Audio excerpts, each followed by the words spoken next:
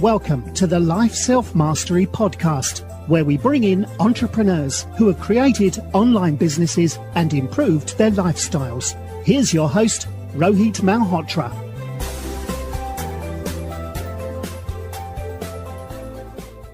Hi everyone, I'm Rohit from Lifeselfmastery.com, and today I'm excited to have Jeff Tennery, who's the founder of Moonlighting, which is one of the fastest growing freelance marketplaces in the world and will be the first scale hiring platform on the blockchain.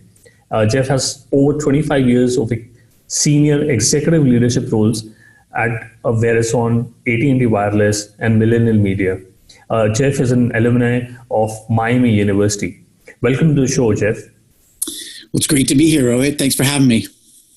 Awesome. So, you've had quite a long career in media. What got you interested to get into entrepreneurship, and why did you start Moonlighting?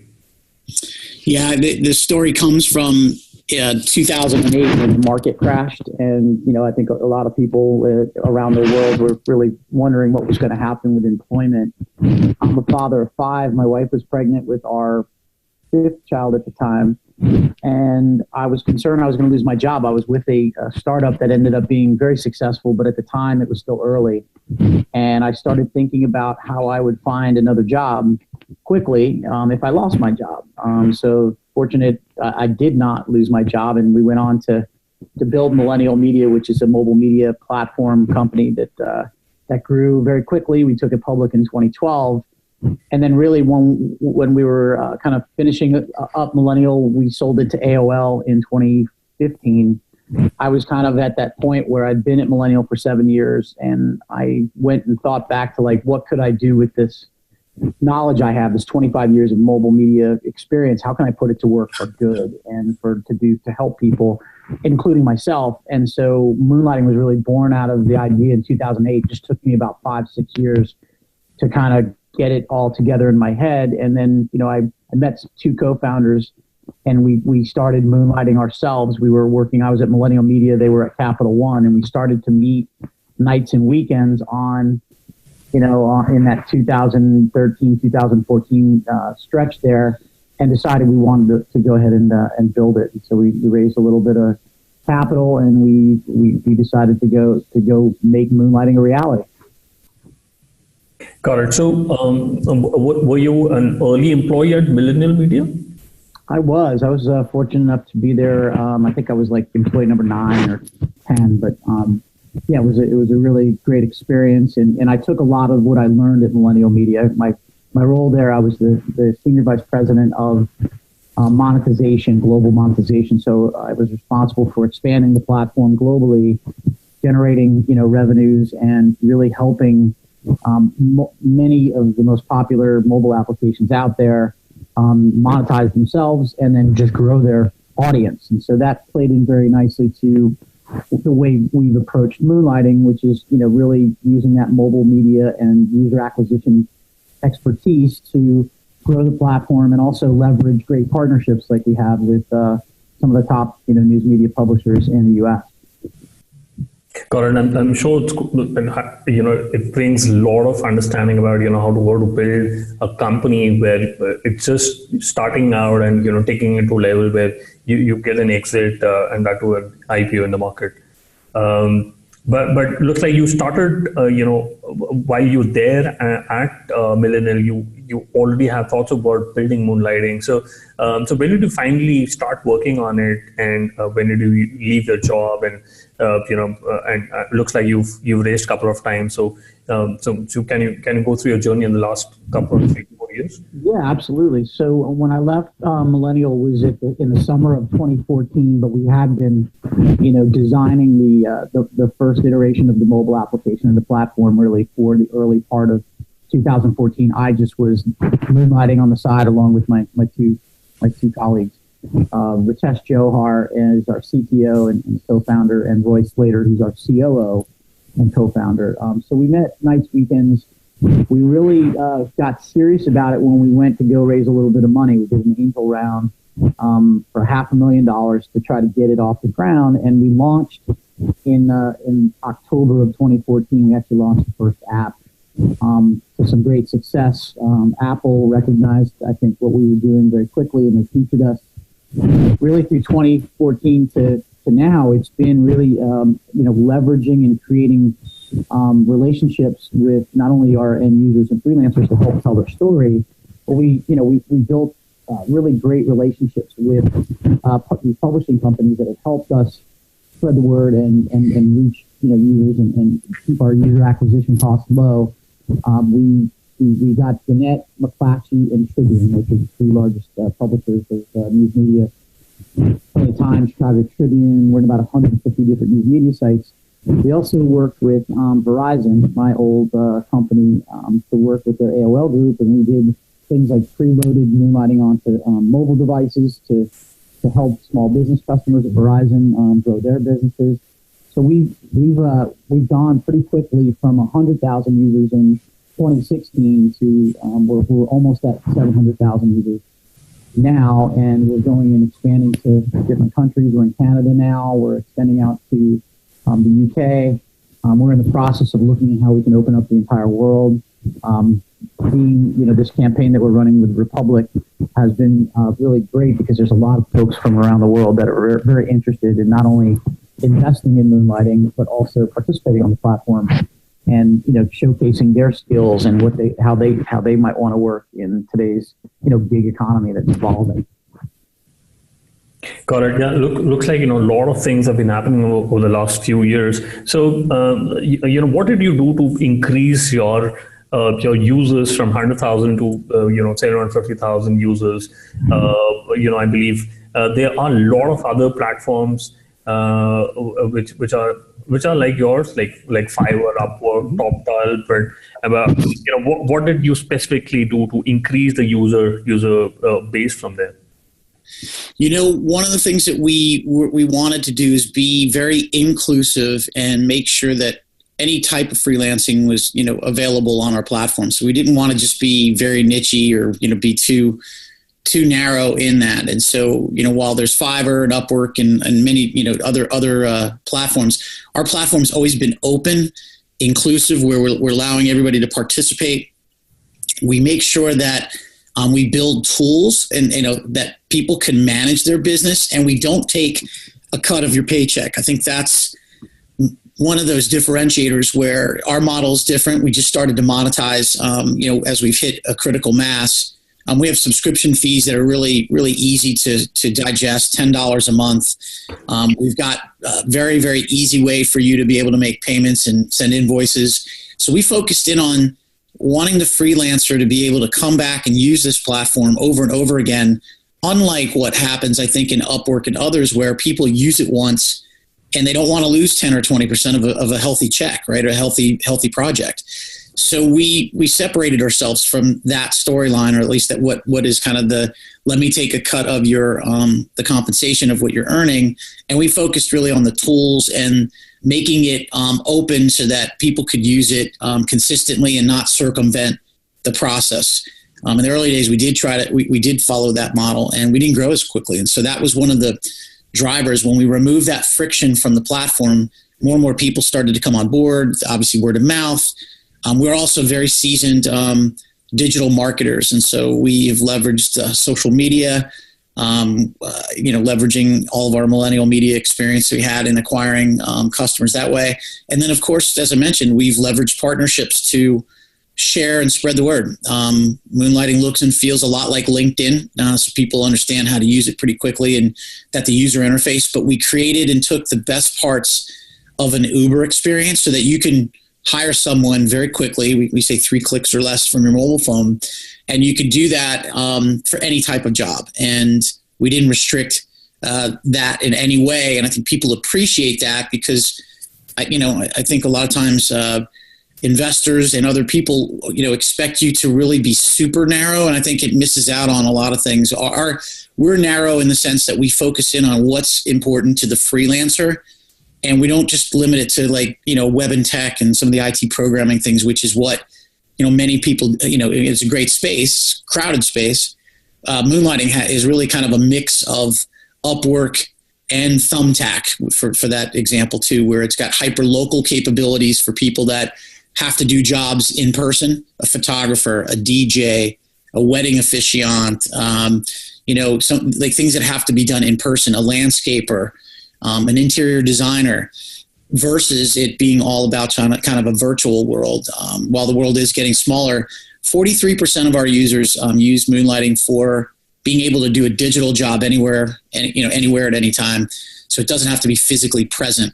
And about 57% use a feature in our app called Moonbeam, where you can find and hire someone. It looks and feels a lot like Uber, where you can just kind of find someone very quickly and hire them. So it's a mix of those two worlds. And I think that also makes Moonlighting very unique and much, much different. And it's, we like to use the term, we want to become the mainstream winner.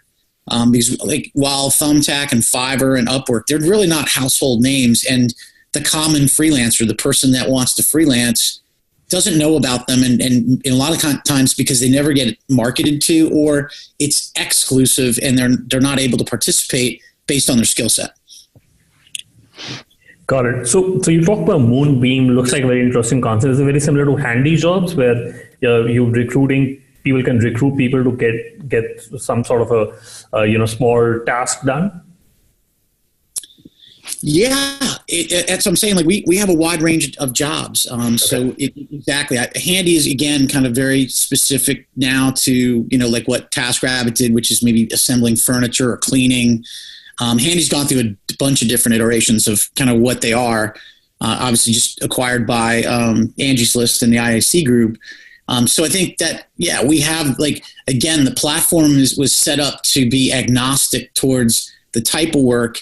If you want to hire a freelance photographer, like you're ordering an Uber ride, or if you want to hire an IT professional to do some programming for you, that experience and using it in with a social media spin, that's what we went for again, which is different than Fiverr. Because Fiverr, you see mostly a lot of entertainment and artistic and development work on there, but you're kind of missing a whole local feel to Fiverr. Same thing for Upwork. Thumbtack has a great local kind of offering, but doesn't really address the web and tech and professional crowd. So it's an interesting when you look at our competitive set, and this kind of ties back into our blockchain plan. We are competing with them in one way, but our model is more about enabling them. We see in the future that we'll be partnering with those companies because we have 700,000 people who have entrusted their profiles and their data, their reviews, their recommendations. They've shared that with Moonlighting, and we, again, if you're going to be a truly decentralized platform in the blockchain era, you got to be able to let the users kind of use their profile the way they want to use it and where they want to use it. So part of our plan is to decentralize our platform and let our Moonlighters take their profile with them and not make it such a walled garden. You can only be in that world. I think that those models are getting broken down and disrupted, and will be one of those disruptors because that's where we're moving with blockchain. Got it. Earlier you talked about raising funds on Republic. You've raised funding from few large media companies. Why did you choose Republic, and why not raise it from a traditional VC company? We have raised money from really all walks. We've done we've done venture, we've done strategic, we've done angel, and now we're leveraging this platform. This was really important for us to do the Republic campaign because we wanted users to participate on the platform and be able to feel a sense of ownership. And we had a lot of our freelancers come to us. Earlier this year, we were contemplating conducting an ICO. We partnered with some of the top law firms in the U.S. and as well as other technical consultants in the blockchain world. Unfortunately, because I think of the regulatory climate, we didn't move forward with the ICO. It just I think the conversation around security versus a non-security and utility. The SEC has been very clear and has done a good job of starting to define that market, and so we held off from doing it, but it held off. We weren't able to do what we wanted to do, which was to get our users to have a sense of ownership on the platform and owning it and using it.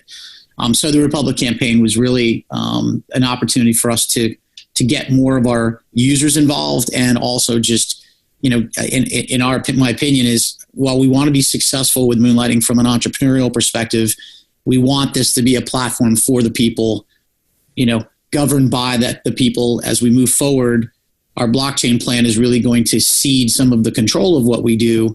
And so that we focus in on really just providing the tools to make freelancers successful. And then we get to, I think, have a much more successful company because people, we're not trying to be greedy and hold on to, every ounce of the company and control. Okay. On the public page, you also talked about freelancers will account for 80% of the global workforce. Do you see the trend going there because of the millennials who find it difficult to, maybe stick on to a job for a year or more than that? Or do you think it's a general trend you're seeing across the world?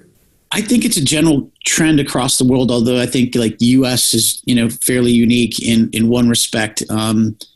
The wages and the wage stagnation in the U.S. has been, 2 decades of wage stagnation when you think about the cost and the expenses going up for everything, education, food, fuel, housing. That gap is, and I don't think is talked about enough, the gap in wages. I mean, I think you see it more in the news when people talk about fast food restaurants and people demanding a certain minimum wage. And there's a lot to be said in the capital markets of whether or not that's healthy for you to kind of force, wage growth or wage increase. And I think right now what we think with Moonlighting is that everyone should be moonlighting or freelancing to not only cover that gap, which means people need to work maybe 2 jobs or have multiple sources of income. But I think that gap is further kind of like accepted through the fact that millennials are absolutely wonderful at multitasking and are great with technology. It's a really kind of a perfect storm of millennials coming out of school, having much better understanding of how to be an entrepreneur and start their own business. They're taking classes in school to prepare them for that. They come out, they can leverage mobile technology, blockchain technology, really digital technology as a whole. And then they come out, and honestly, the wages of the full-time jobs they're taking are not able to keep pace with their ability to save or, accomplish some of their financial goals because housing's so expensive and they have huge debt coming out of school and colleges, which are very expensive. So this is forcing millennials to look to second jobs or freelance, right? And then the third piece is a millennial, has an appreciation for a work-life balance that, I'm a Gen X, 50-year-old man. It's different. They value their time outside of work. They don't place everything on work unless it has cause or meaning for them. You add that to the mix too, and I think that's why freelancing is exploding. But we have a belief that it'll be mainstream. Freelancing will be mainstream because technology will continue to evolve. So that companies like Moonlighting and Upwork and others will continue to present opportunities for people to work on their own terms and at times when they want to. And I think the other piece of it too is I think the economy, while things are rolling along pretty nicely, when there are downturns, I think it just is going to play into more of companies letting employees go and saving on health benefits and all of those things. I think it just wraps up into where I think freelancing is not slowing down anytime soon. And I don't think that you're going to see corporations who are so tied to the stock market, all of a sudden wanting to do massive, like right now they've hired and the employment marketplace has been good.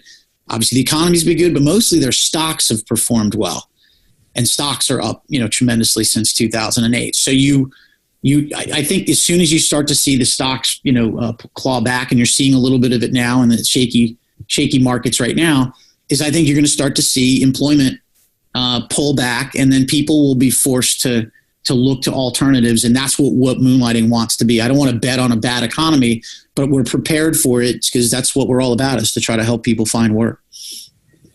Yeah, I totally agree that people should moonlight and freelance on the side because you never know when the economy might go bad. But for listeners, who would want to start, moonlighting and looking into similar freelancing websites like yours, what are the best and easiest jobs which they can get going and which doesn't take too much of their time during a week? Which are the most popular digital jobs which you find people? Yeah, and this shows the diversity of our marketplaces. Our number one job is a web and tech job, as you see, that has got great demand in today's digital economy. Right. Secondly, is home and handyman, complete other end of the spectrum, and I think that also plays into, people are investing in their homes, economies are good. People are, getting things done and renovations and such in their homes and investing in their homes, which is, for the most part, people's largest asset.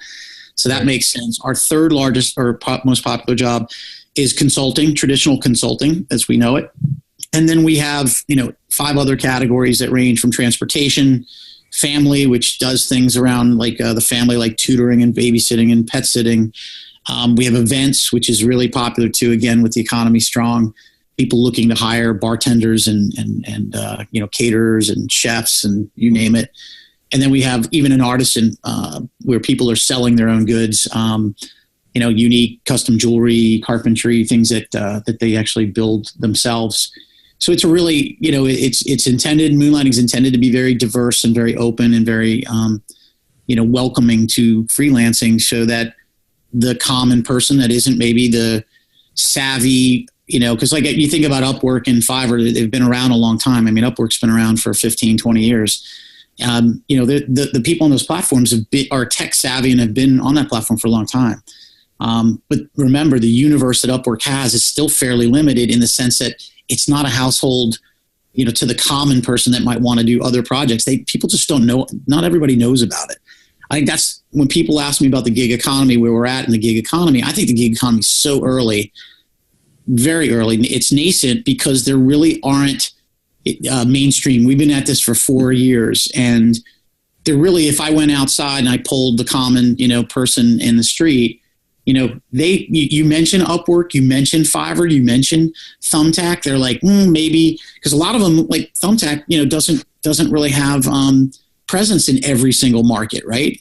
A lot of these companies in the gig economy were fueled by, venture that said, just do San Francisco, just do New York, just do LA. And they never really broke out of there because I think raising capital and following the Uber handy, TaskRabbit model is really expensive. We know Uber's raised billions of dollars, which I think they're the anomaly. Everyone else that's raised a boatload of money has been, for the most part, demand constrained. They really haven't broken into the mainstream.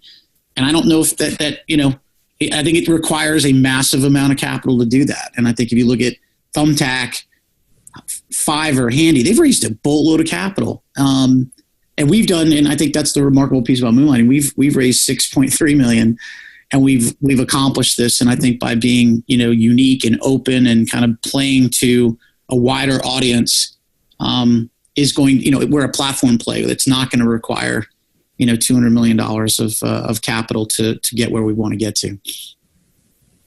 Got it. And you told us about how do you make revenues, but it looks like it's a SaaS sort of a model. So can you talk a little bit about how do you make money and what were the revenues in the last 1 year?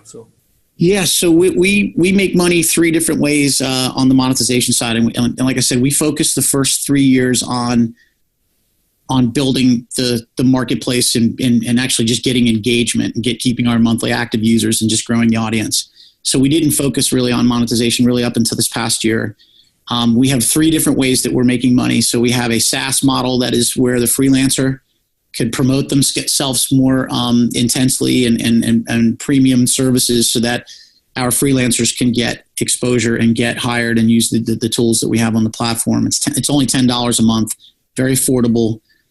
We also have a second model where the news media folks help us for commercial partners that want to advertise a job, like a job listing.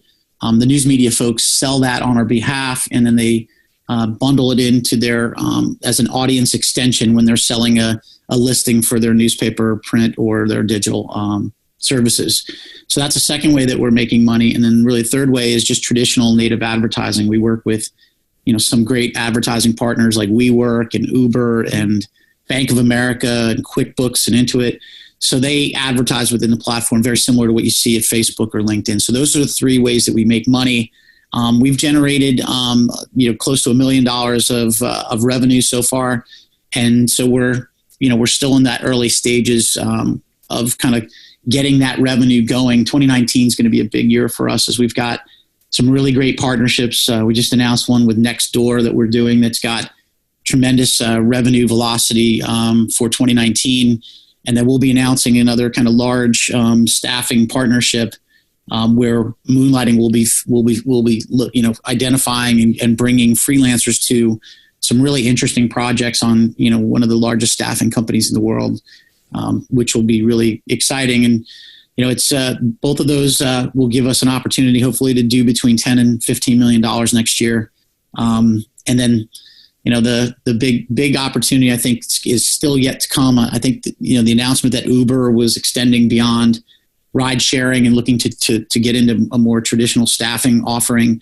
I think that news is going to change and alter a lot within this on-demand gig economy. But I think next year is going to be a really interesting year when Uber, which does have brand awareness, gets into it. I think you'll start to see the tides turn here, where the gig economy will become more mainstream. The companies that will evolve and lead here will have brands and have presences that people will know, commonly. And I think that's what is kind of missing from the gig economy. And Moonlighting wants to be that, thought of in that same vein. We wanted a name that, people understand what Moonlighting is. They understand kind of what our mission is. And I think there's going to be room for winners in the space that aren't your traditional, staffing, old school staffing companies, which I think are really just, not quite ready for this shift in technology that could become really disruptive to them. Because, if you think about staffing companies, almost all of them take a large cut of someone's, hourly wage or salary, 20%, sometimes 30%. I think that model is ripe for disruption. And I think you're going to see companies like Uber and others that are going to, emerge here that are going to bring brand recognition to the gig economy. Yeah, that's quite interesting. So I want to know what's the next big thing for you? Are you looking for an exit strategy, what is the next big goal for you? Yeah, no, I think we're just focused right now on operating. We've done really well by just keeping a focus each year on the business and keeping the main focus on the freelancer and delivering new tools. And so next year is all about revenue growth for us. And I think that's, one thing is, we built the technology, we built blockchain technology. Now it's a time for us to monetize, right? In fairness to our investors and just overall, we've kind of given away the platform for free for, years now and built up a nice following. Now is, our focus is going to be on, growing the business, scaling it. Our goal is to get to a couple million users this year with the goals I mentioned to you before about revenue. Exit strategy is always something that I think is always a product of your performance. And so if we can, have a good 2019, I think those things are always going to be, out there. Awesome. So let's quickly do the top three. What's your favorite business book? I just recently read a book called Pitch Anything. Okay. And it was just a great, forgive me on the author on that. But I just really, it kind of struck me on just, when you're out, raising money, which we've perpetually been doing for, 4 years. I thought that was a great book. It's a great one for any entrepreneur out there that wants to go raise money. Got it. And, if you could go back in time when you started Moonlighting, what is the one thing you would have focused on? Oh boy, this is the time of year for reflection around the holidays, right? Of what the mistakes you make and the things that you did well. I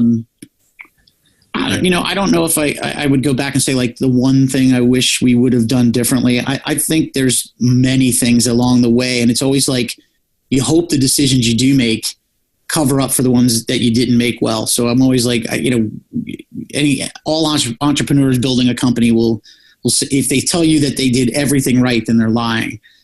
So I think you try to find it's anything else, because you're going to make more mistakes than you make successful. You got to make sure the successful ones are good. So I think we've followed a blueprint now for 4 years that I think, makes sense. We're staying true to what we want Moonlighting to be.